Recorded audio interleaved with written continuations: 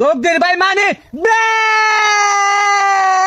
এই কি তো দেখছেন নি কাহিনী যে বাফের অঙ্গ দ্বারা আজকে ফুতে অত বড় হয়ে গেছে এই ফুতে আজকে বাফের লুঙ্গি ধরে টান মারে সেই অঙ্গ হেবার লাগিয়া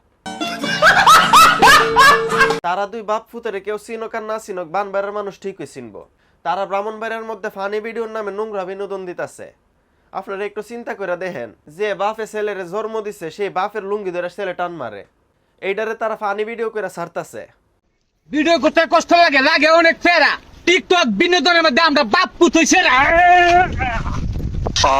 একটা কথা আছে না, যেমন গুড়ি তেমন গাছ, গুড়ি যেমন হইব গাছ এমন হইব।